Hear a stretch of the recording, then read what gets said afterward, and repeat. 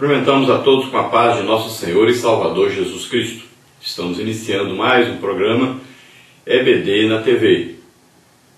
Nós estamos aí durante este primeiro trimestre de 2012 estudando nas revistas da CPAD sobre o tema A Verdadeira Prosperidade, a vida cristã abundante. Nós temos aí como comentarista desse trimestre o pastor José Gonçalves e como consultor doutrinário e teológico o pastor Antônio Gilberto, ambos da CPAD. Hoje estaremos estudando a lição de número 6, que traz para nós como tema a prosperidade dos bem-aventurados. Nós temos aí como texto áureo Lucas capítulo 4, versículo 18, que diz o seguinte: O Espírito do Senhor é sobre mim, pois que me ungiu para evangelizar os pobres, enviou-me a curar os quebrantados do coração. A nossa verdade prática diz: a verdadeira prosperidade não reside no acúmulo de bens materiais, mas se encontra na abundância dos bens espirituais que a graça de nosso Senhor Jesus Cristo nos proporciona. Então, dentro desse tema, nós veremos que a verdadeira prosperidade, ela implica em sermos canais de bênçãos para as pessoas. Veja que Jesus foi ungido com a virtude, com o poder do Espírito Santo. E qual a intenção? Qual o objetivo? O objetivo era evangelizar aos necessitados de Deus, a levar as boas novas a todos os povos, para que aqueles que desejassem ter um encontro com Deus, aqueles que desejassem se arrepender de seus pecados, aqueles que desejassem ser salvos, então seriam através de Jesus Cristo. E nós, como discípulos, como seguidores, como pregadores desse Evangelho de Jesus Cristo, temos que ter sempre essa intenção, o desejo de ganharmos almas, de sermos instrumentos de Deus na evangelização dos povos. Então, sempre levando essa mensagem de salvação, a mensagem do arrependimento de pecados, da aceitação de Jesus Cristo como único Senhor, único Salvador de todos os povos. Então, esta é a verdadeira prosperidade, é ser canal de Deus para levar, então, essa boa nova, essa boa notícia de salvação a todos. Vamos ver aí a nossa leitura bíblica em classe, Mateus capítulo 5. Nós vamos ver do versículo 1 ao versículo 12. E Jesus, vendo a multidão, subiu ao monte, e assentando-se, aproximaram-se dele os seus discípulos. E abrindo a boca os ensinava, dizendo: Bem-aventurados os pobres de espírito, porque deles é o reino dos céus. Bem-aventurados os que choram, porque serão consolados. Bem-aventurados os mansos, porque eles herdarão a terra. Bem-aventurados os que têm fome e sede de justiça, porque eles serão fartos. Bem-aventurados os misericordiosos, porque eles alcançarão misericórdia. Bem-aventurados os limpos de coração, porque eles verão a Deus. Bem-aventurados os pacificadores, porque eles serão chamados filhos de Deus. Bem-aventurados os que sofrem perseguição por causa da justiça, porque deles é o reino dos céus. Bem-aventurados sois vós, quando vos injuriarem e perseguirem, e mentindo disserem todo o mal contra vós, por minha causa. Exultai e alegrai-vos, porque é grande o vosso galardão nos céus, porque assim perseguiram os profetas que foram antes de vós. Glória a Deus, aleluia.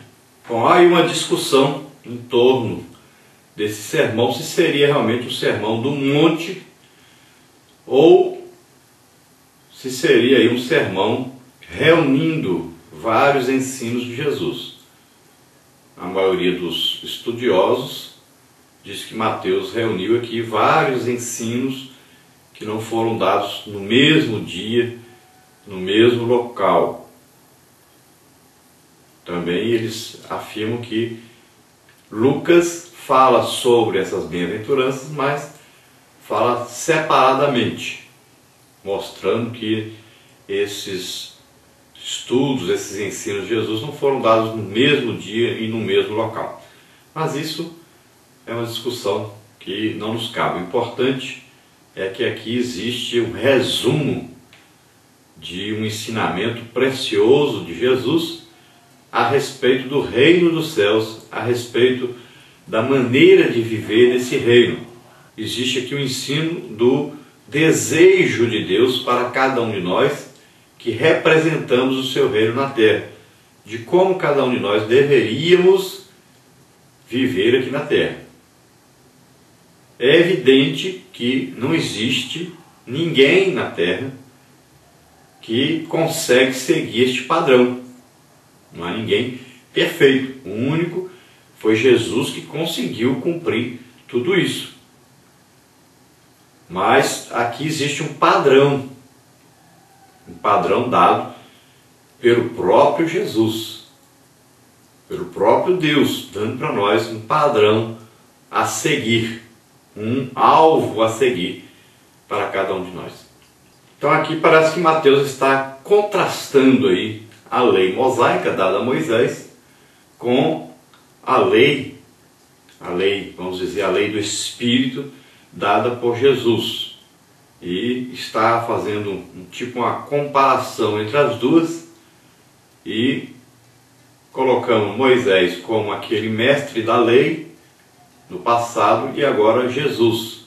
E na verdade, aquilo que Jeremias falou a respeito de uma lei colocada no coração, no entendimento dos homens, então aqui Mateus parece estar seguindo esse raciocínio quando ele traz então esse conjunto de leis espirituais, de leis perfeitas para o ser humano, sendo que agora isso é trago pelo Espírito Santo no interior de cada um de nós cristãos.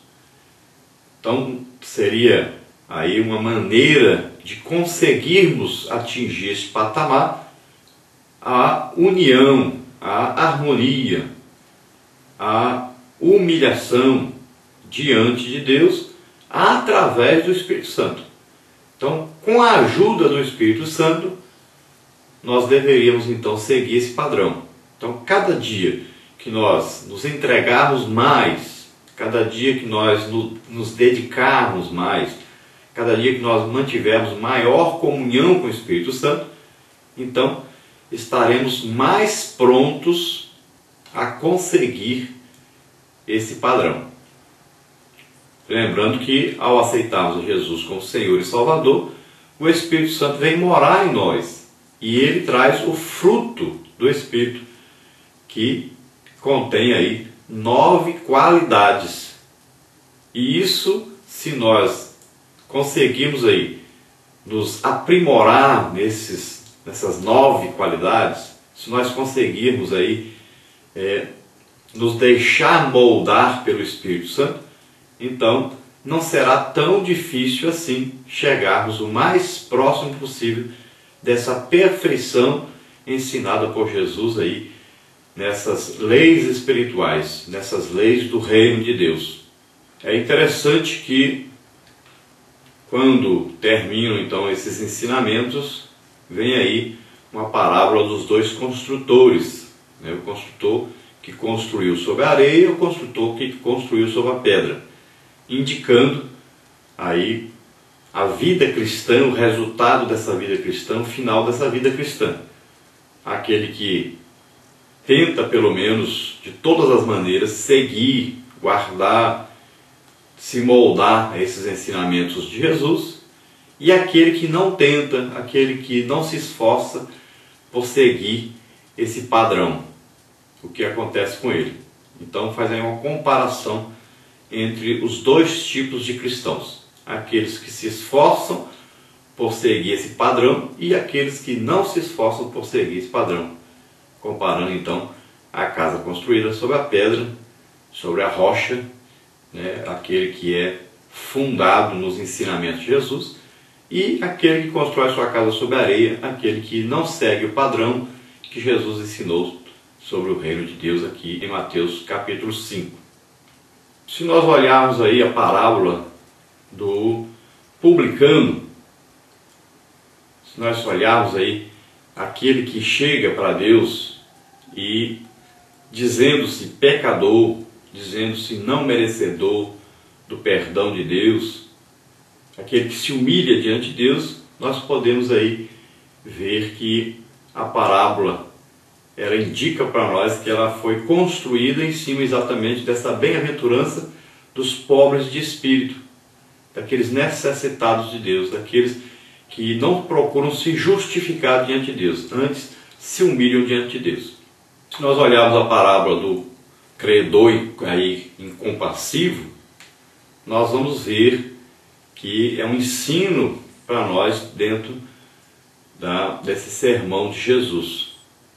Porque aqui ele fala sobre aquele que devia e foi perdoado e depois não quis perdoar o outro que lhe devia.